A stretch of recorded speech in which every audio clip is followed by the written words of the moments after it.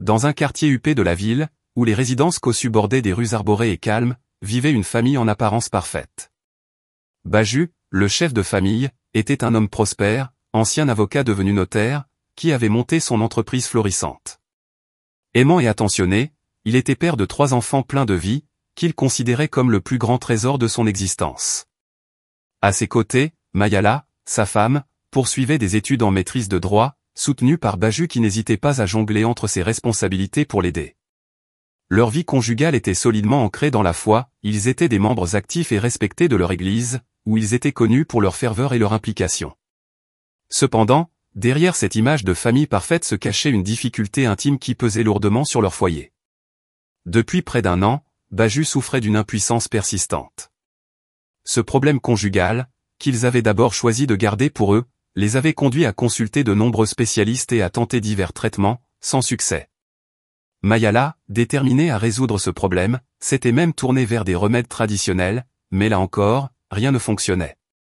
Face à l'échec des solutions médicales et traditionnelles, Baju décida de partager leurs problèmes avec leur pasteur, Milel, une figure spirituelle respectée et très influente dans leur communauté.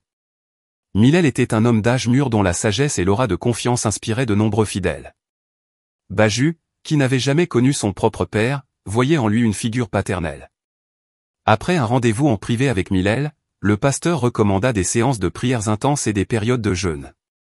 Il expliqua que ce problème pouvait être lié à une attaque spirituelle et encouragea le couple à persévérer. Baju et Mayala suivirent ces recommandations avec une foi absolue. Mais malgré leur implication sincère, aucune amélioration ne fut constatée. Lors d'une nouvelle rencontre, Milel suggéra qu'il existait une entité spirituelle qui persécutait Mayala et qui pourrait être la source du problème. Il insista sur la nécessité de procéder à des séances individuelles avec Mayala pour effectuer des délivrances ciblées. Selon lui, la présence de Baju lors de ces séances pourrait être un obstacle en raison de possibles influences néfastes. Mayala, partagée entre le soulagement d'avoir peut-être trouvé une piste et une légère appréhension, accepta à contre-séure. Elle décida de ne rien dire à son mari pour éviter de l'inquiéter. Le jour convenu, alors que Baju était au travail et que les enfants étaient à l'école, Mayala se rendit seule chez le pasteur Milel. Ce dernier la reçut dans une pièce étrange et confinée, sans fenêtre. Les murs étaient couverts de tableaux aux symboles ambigus, et une estrade occupait le centre de la pièce, surmontée d'un lit. Derrière l'estrade se dressait un rideau rouge.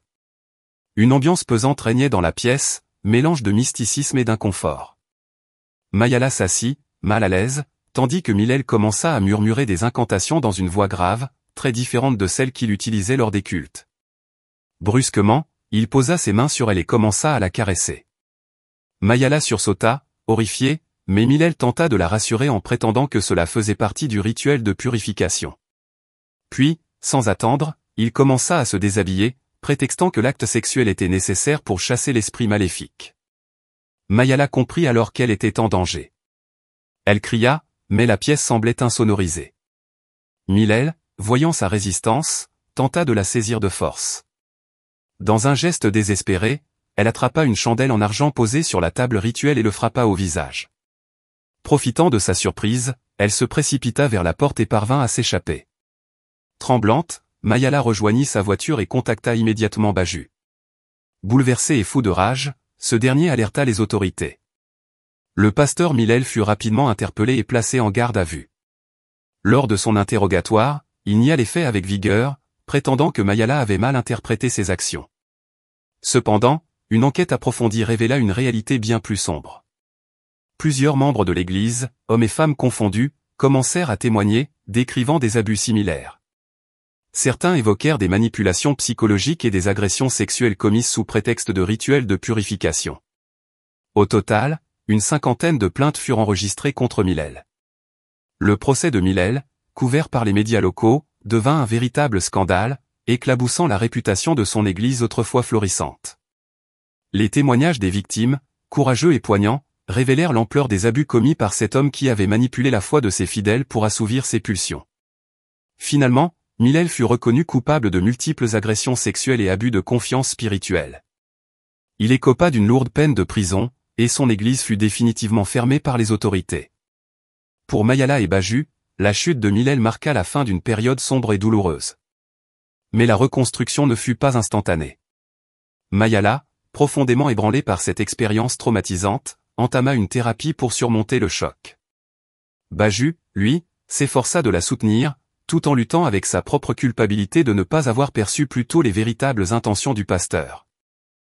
Dans les mois qui suivirent, le couple se retira de la vie publique et des cercles religieux. Ils ressentaient le besoin de se recentrer sur leur famille et de réévaluer leur foi. Baju se consacra davantage à son entreprise, cherchant dans son travail un exutoire à sa frustration. Quant à Mayala, elle trouva un certain réconfort en se concentrant sur ses études, qu'elle termina avec brio. Le soutien mutuel et les échanges ouverts entre eux leur permirent, petit à petit, de renforcer leurs liens. Les enfants, bien que trop jeunes pour comprendre pleinement ce qui s'était passé, sentirent le changement d'atmosphère à la maison. Baju et Mayala firent tout pour préserver leur innocence, multipliant les moments de tendresse et de joie en famille. Les éclats de rire autour de la table familiale devinrent une thérapie silencieuse, une manière de retrouver un semblant de normalité. Bien que leur foi ait été ébranlée, ils refusèrent de renoncer complètement à leur spiritualité. Cependant, ils adoptèrent une approche différente, ils privilégiaient désormais une foi personnelle et intime, loin des institutions et des figures d'autorité religieuse. Ils commencèrent à lire les textes sacrés ensemble, organisant de petits moments de prière en famille, axés sur l'amour et la gratitude. Cette redécouverte de la foi leur apporta une sérénité nouvelle. Ils apprirent à se détacher des dogmes rigides pour se concentrer sur les valeurs fondamentales, l'honnêteté, la bienveillance, et l'amour inconditionnel. Ce processus leur permit de transformer leur douleur en une force intérieure qui les guida dans les moments difficiles. 1 an après les événements, un miracle inattendu survint dans leur vie. À force de persévérance et de traitements adaptés, Baju retrouva progressivement ses capacités sexuelles.